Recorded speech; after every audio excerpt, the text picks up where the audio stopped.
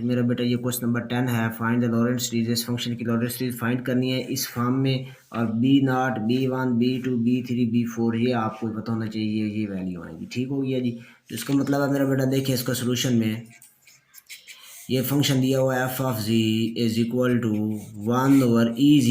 Exponent की series लिख लें, यहाँ पे होती है 1 + g + g² फैक्टोरियल प्लस जी क्यूब ओवर 3 फैक्टोरियल प्लस जी पावर 4/4 फैक्टोरियल प्लस जी पावर 5/5 फैक्टोरियल और फिर सो ऑन। ठीक है जी। और ये लास्ट में -1, ये 1 से 1 हो गया कैंसर, बाकी ये बच गया। इसका मतलब है ये 1 को डिवाइड कर रहे हैं। ठीक है, एक बार और मैं इसको लिख लेता हूँ फैक्टोरियल ख़त्म करके, ताकि सिंप्लीफाई करना आसान हो। जी प्लस जी स्क्वायर ओवर 2 फैक्टोरियल 2 के बराबर जी क्यूब 3 फैक्टोरियल 6 के बराबर जी 4 फैक्टोरियल 24 के बराबर जी 5 और 5 फैक्टोरियल 120 के बराबर। ठीक है, प्लस 100। अब ये 1 को डिवाइड कर रहे हैं। ठीक है जी, इसको हम डिवाइड कर लेते हैं। तो किस तरह डिवाइड करेंगे, देखिए जी, ये आपके पास यहाँ पे 1, ठीक है, और यहाँ पे ये मैं लिख देता हूँ जी प्लस जी स्क्वायर ओवर 2 प्लस जी क्यूब ओवर 6 प्लस जी 4/24 प्लस जी 5/120 प्लस 1। ठीक है, अब मेरा बेटा 1 बनाना है। ठीक है जी, 1 बनाने के लिए 1/g से करना पड़ेगा मल्टीप्लाई। ये बन जाएगा 1/g से। जब मैं मल्टीप्लाई करूँगा तो यहाँ पे g से g कैंसिल 1, g से 1 g कैंसिल g/2, g से g cancel g square by 6, फिर नेक्स्ट जी क्यूब ओवर 24 और जी पावर 4/120। सही है। अब इसको सॉल्व कर लें, ये कैंसर, बाकी बच गया -g/2 -g square by 6 -g cube by 24 -g 4/120। आगे 100 आगे भी तो है ना जी। अब इसको हम यहाँ पे बनाना है -g/2, तो जी है सिर्फ माइनस की ज़रूरत है -1/2 की। -1/2 से कर दें तो बन जाएगा -g/2 -g स्क्वायर बाई 4। ठीक है जी, -g क्यूब बाई 12। इसी तरह से -g पावर 4/48। सही है जी। तो इसको 100 आगे कर दें। ये मेरा बेटा फिर साइन चेंज करेंगे हम। ठीक है जी, तो ये कैंसिल हो जाएंगे, बाकी हमारे पास ये बच गया। ठीक है जी, इन दोनों को एलसीएम करके सॉल्व करेंगे तो जी स्क्वायर इनमें से आ जाएगा कॉमन। ठीक है जी, एलसीएम इनका करें तो इनका एलसीएम आएगा 12। ठीक है, जब 12 एलसीएम आएगा तो 4 3 12, 4 प्लस का 3 6 2 12, तो आंसर आ जाएगा 1/12। ठीक है, और इधर यहाँ से जी क्यूब साथ आएगा, जी क्यूब इनका एलसीएम आएगा 24, तो 12 2 24, इसको सॉल्व कर लें तो प्लस में आंसर आएगा 1/ ये जी क्यूब। ठीक है जी, तो इसका आंसर आएगा जी 1/24। ठीक है, इसी तरीके के साथ नेक्स्ट इनको सॉल्व करें तो इनमें आएगा जी4 कॉमन, और इनका जो एलसीएम आएगा मेरा बेटा वो आएगा हमारे पास, इन दोनों का एलसीएम 240। ठीक है जी, 240 एलसीएम आएगा। 240 एलसीएम को सॉल्व करने से टोटल आंसर हमारा बनेगा 3/240। सही है, इन दोनों को सॉल्व करने से आगे 100। सही है जी। दोबारा इसको हम करेंगे मल्टीप्लाई, किसके साथ करेंगे, अब यहाँ पे जी स्क्वायर ओवर 12 बनाना है, तो जी तो है, जी को जी से मल्टीप्लाई करेंगे और नीचे 12 करेंगे जी। ठीक है, मल्टीप्लाई कर दें, ये बन जाएगा जी स्क्वायर ओवर 12, ये 1 है जी। ठीक है जी, 1, ये बन जाएगा जी स्क्वायर ओवर 12। आगे नेक्स्ट ये इससे करेंगे प्लस जी क्यूब ओवर 24। ठीक है जी, इस तरह नेक्स्ट बनेगा, इसको करेंगे इसके साथ तो ये बन जाएगा जी4 ओवर, आपके पास आंसर आएगा इसका 72, ठीक है जी। अब फिर sign so on, sign change करें इनके, ठीक है जी, साइन चेंज करें, ये माइनस माइनस, ये भी माइनस, ये कैंसिल हो गया जी, ठीक है, इनको ये भी कैंसिल हो गया, ठीक है। अब बाकी हमारे पास रह गया सिर्फ ये वाला, ठीक है जी। इनको सॉल्व कर लें, इनको सॉल्व करने से इसका आंसर आता है बेटा -1/720Z4, ठीक है। इनको आप ऐड करेंगे, ऐड करके एलसीएम वगैरह करें, ठीक है जी। -1/720Z4, ठीक है जी। अब यहाँ पे मैं इस Z4 को कैंसिल करने के लिए आगे सो ऑन, आगे टर्म भी तो हैं, तो मैं वो लिख नहीं रहा। अब इसमें यहाँ पे हमें क्या चाहिए, यहाँ पे हमें चाहिए -1/720Z जी, हमें चाहिए Z3, ठीक है ना, क्योंकि Z को Z3 से मल्टीप्लाई करें तो Z4 बनेगा। तो ये आ गया -1/720Z3, ठीक है जी। आगे इसको करेंगे, आगे आंसर कोई ना कोई आएगा, वो हम ऐसे कर देते हैं, ये प्लस ये हो गया कैंसर, ठीक है जी। आगे फिर टर्म मौजूद हैं वो हम देख लेंगे, हमें ज़रूरत इतनी टर्म्स की जितनी मैंने लिखी हैं, ठीक है जी।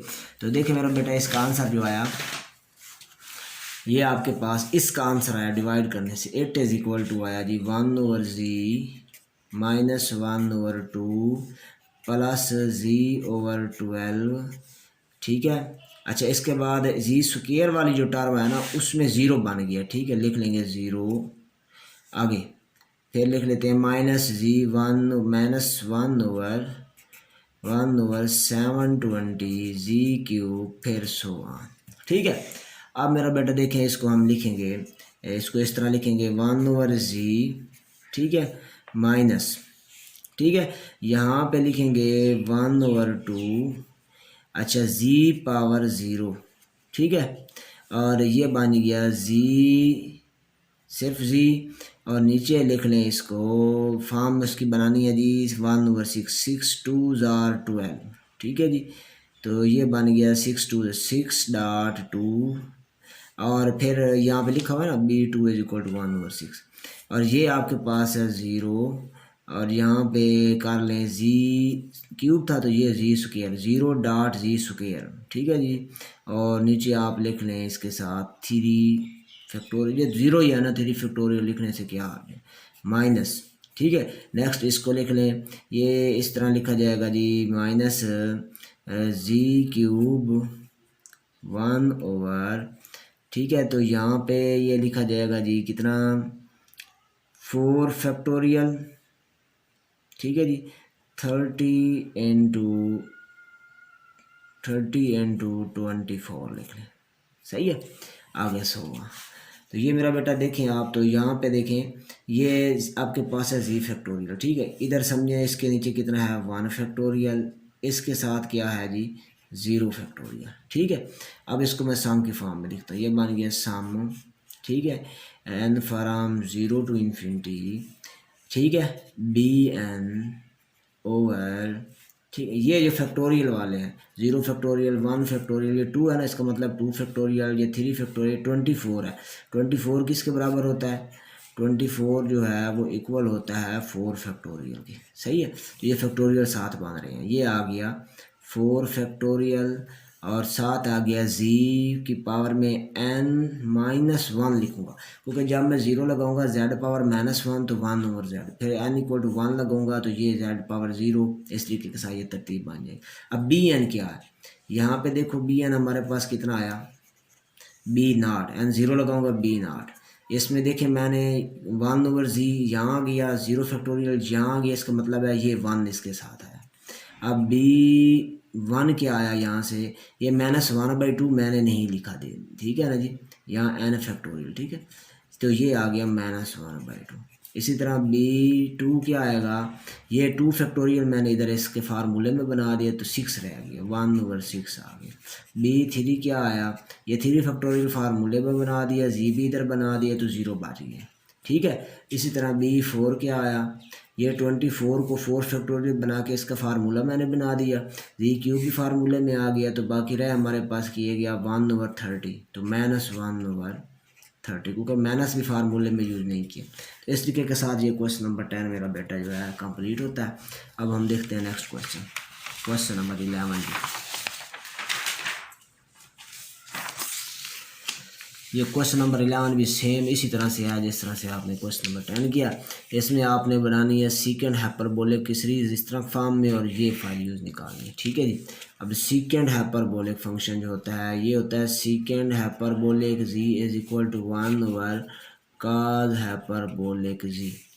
अच्छा, ये क्या काज की सीरीज होती है, सेम जिस तरह काज की होती है उसी तरह काज हाइपरबोलिक की, लेकिन साइन साहब में प्लस का होता है। तो 1 प्लस जी स्क्वायर ओवर 2 फैक्टोरियल प्लस जी 4 ओवर 4 फैक्टोरियल प्लस जी 6 ओवर 6 फैक्टोरियल, 6 तक की इसमें है, ठीक है। सो बाकी आड़ वाली सारी जीरो। अच्छा, ये इस तरह से बन गई। इसको मैं एक बार और लिख देता हूँ, थोड़ा सिंप्लीफाई हो जाएगा। 1 ओवर 1 प्लस जी स्क्वायर ओवर 2 जी 4 ओवर 24, अच्छा जी 6 ओवर ये कितना बनेगा जी 6 फैक्टोरियल, ठीक है जी। 6 फैक्टोरियल अब आपके पास बनता है जी 720 मल्टीप्लाई 6, ठीक है जी। 6 2 ज़ार 12, 6 7 ज़ार 5 फैक्टोरियल 720 बनाने जी, और उसको 6 से ज़रब किया, 6 2 ज़ार 12 और 6 7 ज़ार 42 और 43 हो गया, ये आ गया प्लस 100। अब 1 को इस पर डिवाइड कर लेंगे, ठीक है जी। ये आ गया जी 1 प्लस जी स्क्वायर ओवर 2 प्लस जी 4 ओवर 24 प्लस जी 6 और 4 3 20, ठीक है जी, प्लस 100 और इसको 1 पे क्या कर देंगे डिवाइड, ठीक है जी। तो मेरा बेटा देखें, इसको जब डिवाइड करेंगे तो हमारे पास इसका आंसर आएगा जी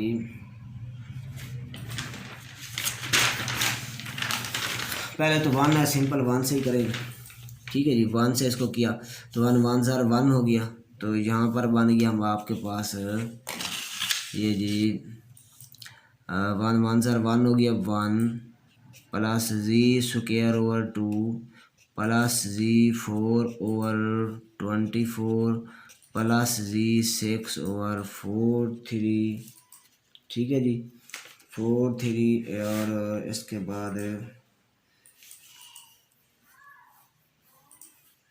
4 3 6 फैक्टोरियल 6 फैक्टोरियल 6 फैक्टोरियल कितना होता है, एक मिनट देखते हैं इसको ना।